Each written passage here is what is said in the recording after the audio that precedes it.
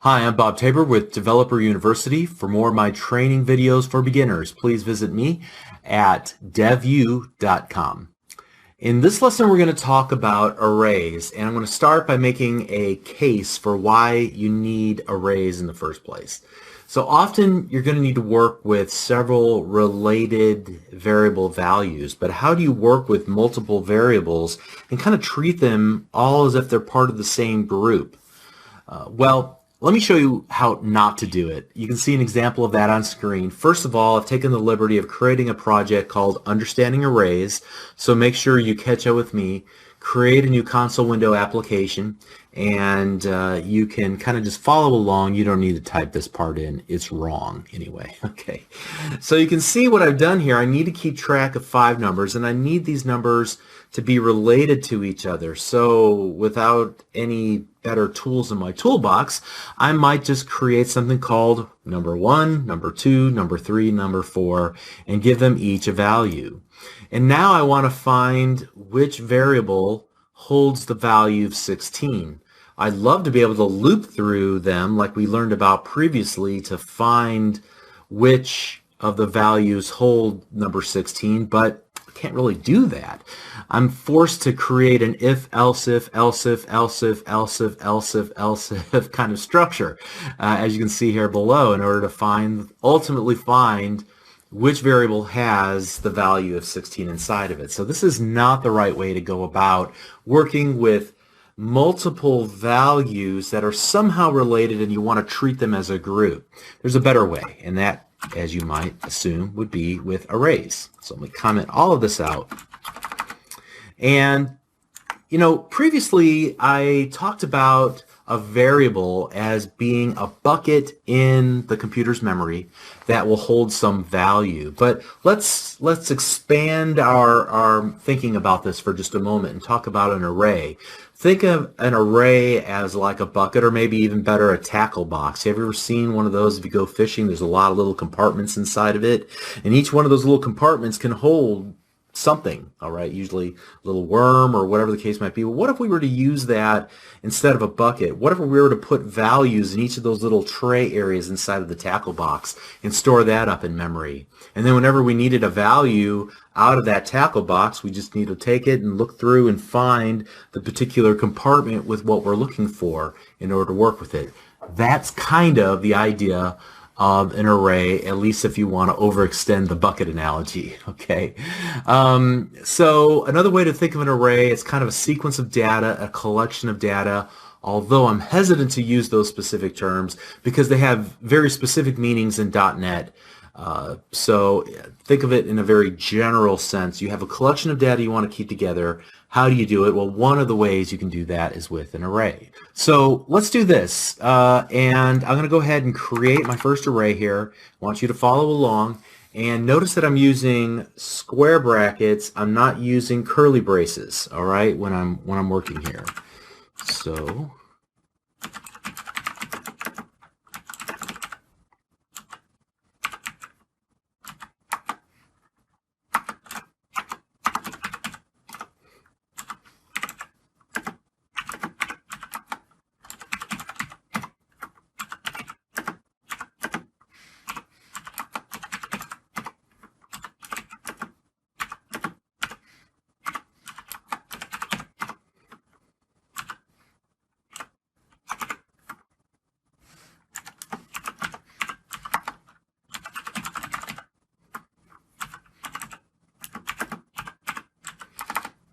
all right. So first of all, let's take a look at the declaration of our array called numbers. It is an array of integers. In other words, there are going to be multiple integers all collected under the same umbrella named numbers. And you can see that not only am I creating the declaration for this array, I'm also using an equal new int 5. Okay, some of this, like the equal and the new part, we're going to talk about what that really means a little bit later, but for now just accept it as how you go about creating an array. All right. And then notice next to that I have int, and then inside of that, the square brackets, I have the number 5. So that's how many elements that I want inside of my new array. I want a new array of integers that can hold five values, 5 integers inside of them.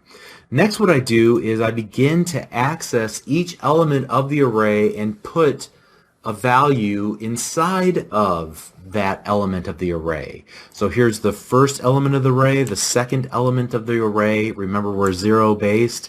Here's the fourth element of the array and the fifth element of the array. 5 elements inside of the array, just like we defined here in line number 31. Now, what if we wanted to access the value inside of one of the elements of the array?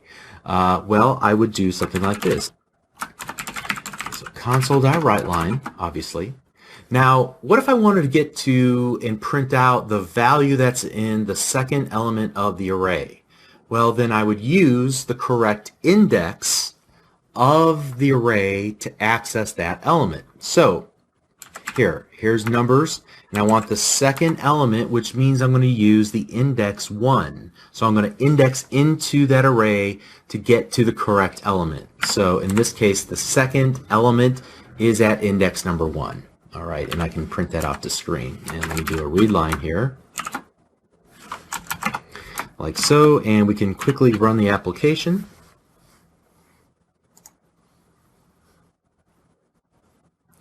And you can see that we are printing to screen the number 8, which in fact is the second element of our array. All right. Now the other thing that we can do is actually determine how many items are in the array by looking at the length property of the array itself. So console.WriteLine, and I'll just go numbers.length. All right. And so let's see what that will output. In fact, let me go ahead and comment that out and run the application. So you can see that we're able to programmatically determine how many items are in the array by using the length property of the array. All right, there's 5 elements inside the array. Great. Now, what were to happen if we were to attempt to insert data into another item, a 6th element of the array? What do you suppose would happen here? Well, we'll try it. And we'll run the application, and you'll see that we get an exception. An index out of range exception was unhandled. In other words, we are outside of the boundary of the space that we defined inside of our array. We're trying to access compartments that were never created in the computer's memory inside of our little tackle box, okay? So in order to remedy this, we can either redefine our array at the time of declaration that we need actually 6 items, or we can go ahead and we can change at runtime the number of items in our array. It's a little bit of an advanced topic. I don't want to talk about how you would go about doing that, but it is possible to do it programmatically at runtime. All right, so let's move on from there and let's talk about maybe a simpler approach to creating new arrays, and that is to not only declare the array but then also initialize its values at the time of declaration. So let me comment out everything I have here.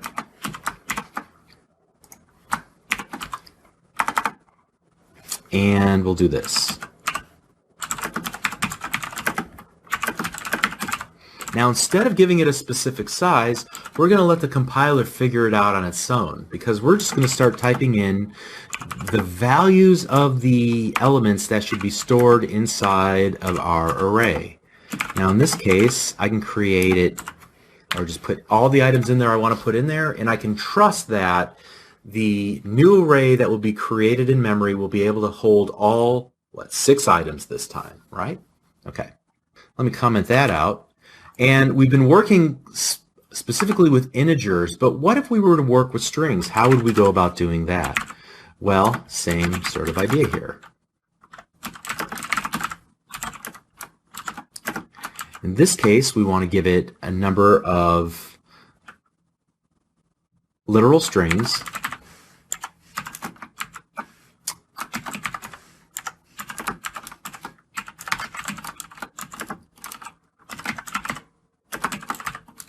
like so. Okay. And so let me move this over a little bit. You can see that we are able to create an array of strings. We don't have to declare up front how many elements we want in our new array. We'll let the compiler figure that out. It will create 4 items. Now, there's a number of different ways that we can loop through to access each of the items in our array.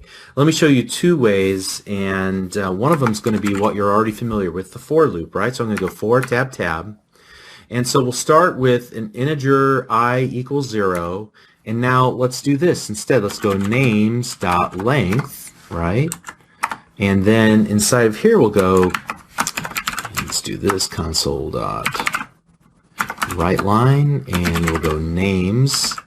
And then what do you suppose we'll put in the middle here? We'll use the value I, right? So what we're going to do is start at 0 and continue iterating through until we reach the length of our array, and then we'll stop and jump out of our array. But until then, we'll do a console.readline here, and you can see that this will allow us to print out all 4 items inside of our array to the console window. Great. Now, there's a lot of management of this I here, but there's an easier way to go about this. Let me comment this out real quick. I'm going to show you a second style of iteration statement. So in this case, we'll just do this. We'll do for each, and I'll go ahead and use the code snippet. I'll just go tab tab. So for each string name in names, all right, and I've made up the term name as singular, and names is actually what we called our array, right? So now I'm going to hit enter on my keyboard twice, and I'll just do console.writeLine name, and let's go console.readline.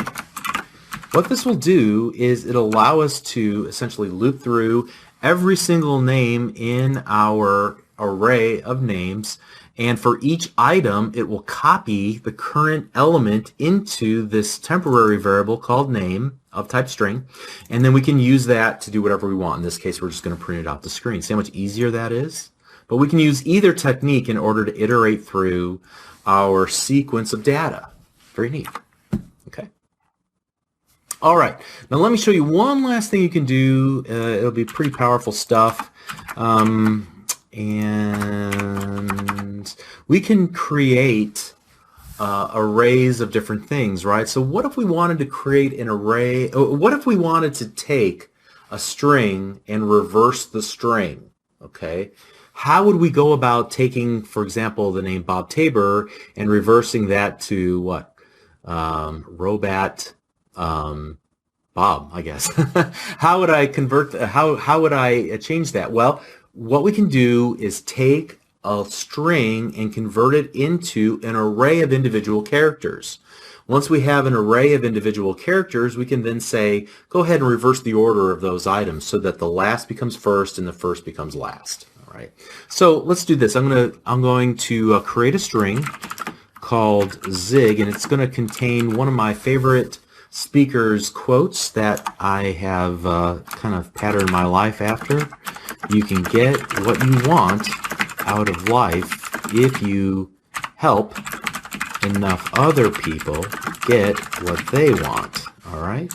Now that's a very, very long line of code. So what I would probably do is I would try to chop this up into multiple lines of code.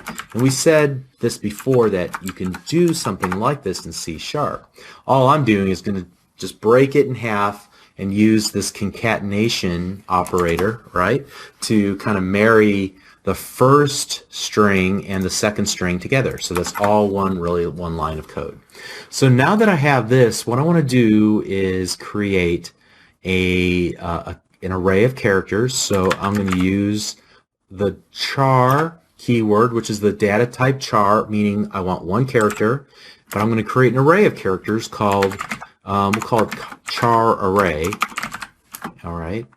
I'm going to take this Zig string and I'm going to call a helper method on it called to char array. So every data type has some helper methods that are built into it by the .NET framework. And what this will simply do is take a long string and we'll split it up into individual characters and put those into an array of characters. Now that we have our statement here in an array of individual characters, I can do something like this. I'll call array.reverse, and I'm going to pass in the character array.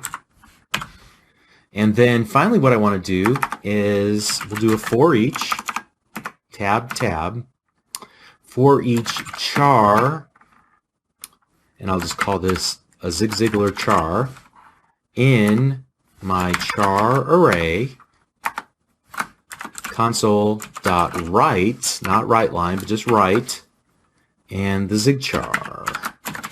All right, hopefully all this makes sense. Let's do a console.readline. And this is just to show you some of the flexibility of working with arrays. Let's run the application, and now we were able to write that whole string backwards. All right, so that's pretty much it. There's a lot more that you can do with arrays. However, as we move through C#, you're going to find that your use of arrays will diminish over time, and you'll start using something a little bit more elegant. Think of it as an array on steroids, or maybe like super array, okay? It's going to be called a collection. There's a bunch of different types of collections, and we'll learn about those near the very end of this series of lessons. But at any rate, that's how you work with arrays. Remember that you have to declare an array by giving it, at the time of declaration, its size. Then you can access individual elements of array by using indexes into the array to access or to set the values in a given element of an array.